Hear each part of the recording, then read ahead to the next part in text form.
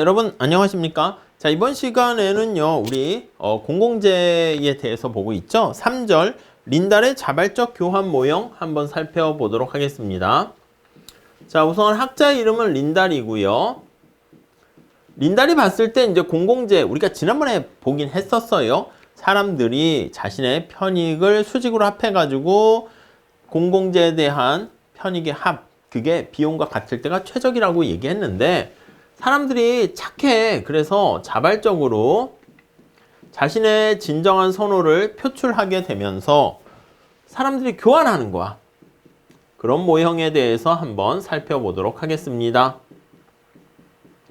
자, 우선 거기 보시면 스웨덴의 경제학자 린달은 당사자 간에 공공재 생산에 참여하는 사람들 간의 자발적인 교환에 따라서 공공재의 생산 수준과 최적 생산량이죠. 생산 수준과 여기서 이제 금액이 아니라 이제 두 사람이라고 하면은 부담 비율, 비용에 따른 부담 비율을 끄집어내는 모형을 살짝 설명했어요. 사실 뭐 앞에 했던 최적 공공재량하고 똑같은데요. 공부를 위해서 살짝 보도록 하겠습니다. 자, 거기 나와 있는 것처럼 이 자발적이라는 것은 자신의 공공재에 대한 진정한 선호를 표출한다는 거예요. 그래서 이게 또 교환이라는 말이 있죠. 진정한 공공재에 대한 선호를 표출한다는 것이고요. 선호를 표출하게 되면서 자신의 선호를 서로 알려주면서 말 그대로 교환하는 거야. 자, 그렇기 때문에 이게 시장 원리랑 비슷하지 않습니까? 그래서 완전히 똑같은 건 아니어서 뭐뭐와 비슷하다는 준시장적 원리, 이렇게 얘기를 할 겁니다. 해결책 이렇게 볼 수가 있네요. 예, 인트로 부분에서 살짝 이렇게 봤고요. 자, 물론 이론상 이렇게 된다는 것이고 현실에서 진정한 선을 표출한다는 보장이 없기 때문에 그건 잘 모르겠다, 이렇게 얘기하고 있습니다. 자, 우선 104페이지 가보시면 두 사람이 존재하는데요. A라는 사람이 있고 B라는 사람이 있을 때 우선 A 한번 생각을 해볼게요. 공공재 양이 있고요. 여기 보시면 A가 여기 위치하고 있어요. 이 수직축이 뭐냐면 A에 대한 공공재에 대한 부담 비율이다, 이렇게 있습니다. 자, 그러면 이 공공재가요 무차별 곡선이 이 A 입장에서 봤을 때 어떻게 되는가, 그걸 좀 살짝 볼 건데요. 자, 거기 살짝 거기 보시면 점선이 있어요. 아니, A가 만약에 이만큼의 부담 비율을 하게 된다라고 하면 무차별 곡선을 I라고 해서 살짝 표현이 돼 있죠. 이렇게 표현이 되는 거야. 이렇게 무차별 곡선이 표현이 돼 있어요. 그래서 여기에 무차별 곡선 이렇게 생각하시면 되겠습니다.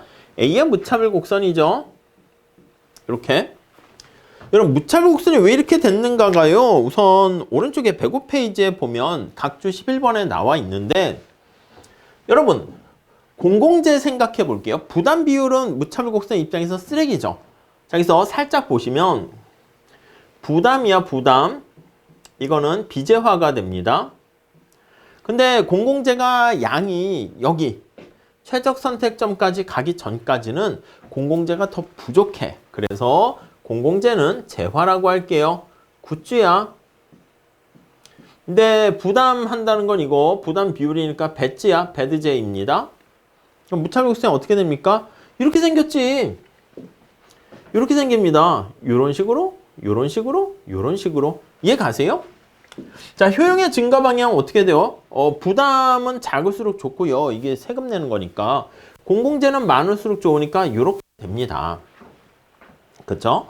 아니, 근데 여러분 한강에 가로등이 많이 있으면 좋긴 한데 너무 많아지면 어떻게 됩니까? 이것도 너무 눈부셔. 그래가지고 공공재가 적정 수준을 넘어서게 되면 이 부담은 언제나 배드제고요. 쓰레기고요. 배지가 되고요. 근데 너무 많아지면 공공재도 이제 배드제가 되는 거야. 여러분 생각해봐. 한강에 다리가 한 30개 있는데 거기에 다리를 더 건설해봐. 그럼 아예 한강을 그냥 막아버리는 거 아니겠습니까? 그냥 도로로 그냥 다 위에 덮개로 덮어버리는 거니까 이건 또 너무 과한 거지. 그러니까 적정 수준을 넘어서게 되면 공공재도 너무 과다하면 쓰레기가 됩니다. 그래서 무차별 곡선이 이런 식의 형태가 됩니다. 이해 가세요? 자, 효용의 증가 방향은 이쪽이라고요. 그래서 이 두 가지를 합친 게 요 그림이야. 적정 수준 여기를 넘어서게 되면은 공공재가 쓰레기가 됩니다. 이렇게 된다는 것이죠. 이해 가시겠습니까? 그래서 모양이 이렇게 0U자 같이 된다라는 거 생각하시면 되겠고, 각각의 거기 그림을 다시 보면 가격 수준에 대해서 최적 공공재 효용 극대화하는, 이게 약간 느낌이 뭐냐면 제약 조건이 되는 거야. 제약 조건 하에서 요 점을 선택하는 경우보다는 여기나 여길 선택하는 경우보다는 이 주어진 제약 하에서 여기 효용은 어떻게 돼? 밑으로 갈수록 요 두 개 짬뽕 할게요. 짬뽕 하게 되면 그러니까 내용 자체는 별거 아니고 요 무차별 곡선 이해를 위해서 살짝 말씀드리는 건데, 자, 무차별 곡선이 이렇게 생겼어. U자 거꾸로. 효용의 증가 방향은 어디로 가야 증가합니까? 밑으로 가야지 효용이 증가한다고요. 이해 가시죠?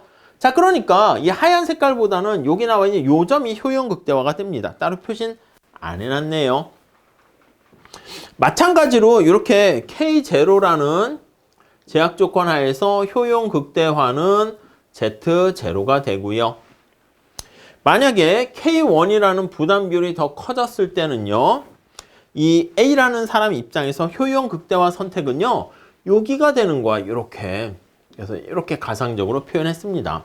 그래서 주어진 각각의 제약 조건 하에서 효용을 극대화하는 A의 선택점들 연결한 거. 이 부담 비율이 바로 공공재에 대한 가격 아니겠습니까? 느낌이. 그래서 무차별 곡선을 이런 식으로 나타낸 걸 가지고 수요 곡선을 이렇게 A의 수요 곡선을 도출할 수 있겠다라고 보시면 되겠습니다. 오케이. 자, 그래서 104페이지 거 그림을 체크하시면 되겠고요. 자, 왜 이렇게 우아형하는 수요 곡선이냐 하면 부담 비율이 주어져 있을 때 효용 극대화하는 점들을 연결하게 되는 거예요. 그러니까 당연히 부담 비율이 커질수록 최적 효용 극대화하는 최적 선택은 공공재가 부담스럽잖아. 그러니까 공공재 수량이 줄어들게 돼서 이렇게 똑같이 우아형하는 수요 곡선을 끄집어냈고요. 자, 그 다음 페이지 거기 가 보시면은요, 105페이지 그 얘기가 나와 있어요. 두 번째 줄 보시면 여러 가지 무차별 곡선 중에서 아래에 있을수록 효용이 가장 극대화되는, 그래서 똑같은 공공재 양에 대해서는 가능한 한 부담하는 비율이 작을수록 효용이 높아지기 때문이다 라는 거 이해할 수 있을 겁니다. 자, 그 그림에 대한 얘기가 나와 있고 B도 역시 나타낼 수 있고요. 자, 그래서 106페이지 그림을 한번 보겠습니다. 자, A라는 사람이 이런 식으로 있고 여기 공공재 수량이 있고요. A가 부담하는 비율을 요 K라고 이렇게 표현했어. 위로 갈수록 A가 부담하는 비율이 커지는 거죠. 자, 그랬을 때 A의 수요 곡선을 이런 식으로 우아형하게 그렸고요. 자, B도 마찬가지로 그릴 수 있습니다. B가 이렇게 있어요. 공공재가 이렇게 있고 그 다음 H는 B가 부담하는 비율을 나타내요. 자, 그래서 이렇게 표현하게 되면 DB 하면은 B의 수요 곡선을 끄집어낸 거죠. 오케이? 이해 가시죠? 여러분, 그러면 여기 나와 있는 이 수요 곡선의 높이가 뜻이 뭐라 그랬습니까? 그래요. 주어진 공공재에 대해서 B가 얼마나 부담하려고 하냐? 거기서 얻게 되는 편익을 의미한다 라고 보시면 돼요. 자, 여기 나와 있는 요 B에 대한 얘기를 뒤집어서 여기다 표현하면 이렇게 그림을 그릴 수가 있을 겁니다. Z라는 공공재가 있고 H 있고요. 이런 식으로 DB 나타낼 수가 있겠죠. 따라오셨죠? 자, 그러면 이렇게 와 있는 상태에서요. 자, Z 틸다라고 하는 여기까지 있다라고 해볼게요. 꼬불꼬불 물결 표시 나와 있는. 자, 그럼 이때 한번 볼게요. 이 박스의 전체 길이는 뭡니까 하면요. 여기 나와 있는 요거는 이제 부담 비율이니까 공공재 관련해서 이만큼의 비용이 드는 거야. 그래서 우리가 앞에서 얘기했던 한 개 비용을요, 1 그렇게 표현하는 걸로 보시면 되겠어요. 거기 그 얘기가 설명이 잘 나와 있어요. 이게 전체 한계 비용이라고 보시면 되겠고 100% 1이라고 생각하시면 되겠어요. 근데 A는 여기서 얻게 되는 편익이 얼마까지 돈 낼 생각이 있어요? 하면 요만큼만 내려고 한다고. B는요, 얼마까지 낼 생각이 있습니까? 하면 이만큼이 이제 B가 내려고 하니까 이쪽으로 가면 여기서부터 요만큼밖에 낼 생각이 없어요. 자, 그러면 여기 한번 볼게요. 여기 나와 있는 물결 표시만큼의 공공재가 공급이 되면 이때는 공공재 생산과 관련한 저기 전체 총 비용에 해당하는 느낌이 1이 될 텐데 둘 다 지불하려고 하는 거야. 여기는 K가 되고 여기는 H가 되는데 그러니까 약간 느낌이 A가 누리게 되는 한계 편익 공공재에 대한 그리고 B가 누리게 되는 공공재에 대한 한계 편익 그렇죠? 요게 K라고 하고요. 요게 H라고 하고요. 두 개를 더했을 때 1보다 얘 작아요. 이렇게 돼 있는 셈이야. 느낌 이해 가시죠? 그러니까 거기서 얻게 되는 편익이 이제 자발적으로 내가 돈을 이만큼 내겠습니다. 저는 이만큼 내겠습니다. 안 돼. 그렇게까지 돈을 조금 내면 공공재 생산 공급하는 데 돈이 모자라요. 반면에 여기라 해볼까요? Z 제로나 할게요. 자, 그러면 해석을 해볼게요. 공공재 비용은 이 높이만큼이 100% 비용이 발생하는데 여기선 부담 비율이잖아. A는 나 이만큼 내겠습니다. B는 전 이만큼 내겠습니다. 이 교차된다고. 이거는 뭐야? 얘 거기서 얻게 되는 편익이 크니까 서로 착한 사람들이 있는 거야. 이 상황에서는 1보다 K와 H가 더 커요. 이 얘기는 뭐야? 비율이 서로 더 내겠다는 뜻입니다. 그러니까 이때는 공공재의 생산 공급량이 증가하고 여기서 감소하고 그래서 여기 같아지는 점이 린달의 L 이렇게 표현해서요. 요때가 바로 여기가 K죠. K, 요게 H죠. 두 개 똑같아지는 최적 공공재 공급량이다 라는 것을 알 수가 있죠. 별 얘기 없어요. 단지 여기서는 부담 비율이기 때문에 여기 나와 있는 것처럼 최적 수준 하에서 이게 100% 돈이 들어가게 되면 얘가 저는 55% 내겠습니다. 저는 45% 내겠습니다. 뭐 그냥 부담 비율 이렇게 되는 것이죠. 자, 106페이지 중간에 두 번째 단락 보시면 L점 여기 수요 곡선 이렇게 표현한 게 교차되는 부분에서가 거기 보시면 린달 균형이 되고요. 자, 이때는 공공재에 대한 최적 수준과 그렇죠? 최적 수준과 그리고 부담 비율을 우리가 끄집어낼 수 있다. 이렇게 보시면 되겠습니다. 자, 자발적 볼런터리 교환하는 모형이다. 이렇게 보시면 되겠어요. 앞에서 말씀드린 것처럼 밑에서 두 번째 줄 볼게요. 이 수요곡선 높이는 뭐냐? 수요곡선 높이는 약간 한계 편익을 의미한다. 이렇게 생각하시면 되겠죠. 뭐 복잡하거나 그런 내용은 아닌 것 같습니다. 넘어갈게요. 자, 여기서 107페이지 가보시면 공공재 생산 비용을 단위당 1로 했을 때 둘이 지불하는 비율이 1하고 딱 맞아 떨어질 때가 최적이 된다라는 것입니다. 자, 여기서 두 번째 단락. 린달 균형이 성립하기 위한 필요한 조건은 뭐냐? 공공재와 사용재를 공급하는 기업이 각각 하나씩 존재하고요. 이 상품을 N명의 소비자들이 존재하는 예로 확장을 해보면 사용재 가격을 1로 우리가 단위 기준을 삼았고요.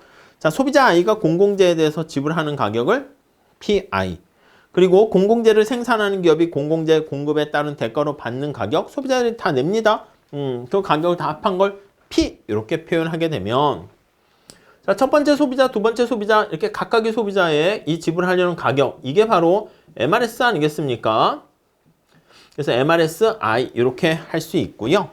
그 다음에 이 PI 할 때 이거 한 명 한 명 얻게 되는 편익이 되는 것인데 공공재와 사용재에 대한 상대 가격 그건데 요게 이제 P 이렇게 되고요. 이게 MPT 이렇게 표현하게 되면 아니 생산하는 사람 입장에서는 비용이 이만큼 든다는 것이고 거기서 소비하는 사람은 편익의 합 이게 이렇게 된다는 것이고 그래서 같아지는 앞에서 얘기했던 거랑 똑같습니다. 자, 여기서 제가 봤을 땐 별거 아닙니다. 다 아시는 내용이야. 107페이지 거기 가보시면 밑에서 두 번째 단락에 그 얘기가 있어요. 한계 변환율, 그래서 두 공공재와 사용재의 뭐 한계 비용의 비율, 가격을 주어진 것으로 받아들이는 기업 입장에서는 요게 똑같아질 때 이윤극대화를 달성하기 때문에, 그래서 밑에서 두 번째 줄 볼게요.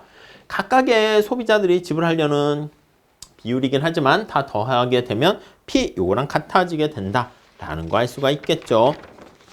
자, 그래서 다음 페이지에 넘어가 보시면 108페이지 우리가 알고 있는 그 얘기야. MRS 서메이션 한 개, 각각의 지불하려는 뭐 조세 부담 비율 다 서메이션 한 개, MPT랑 같아질 때가 최적이고요. 결국 사멜슨 모형하고 별로 다른 건 아니고 똑같은 얘기다라고 보시면 되겠습니다.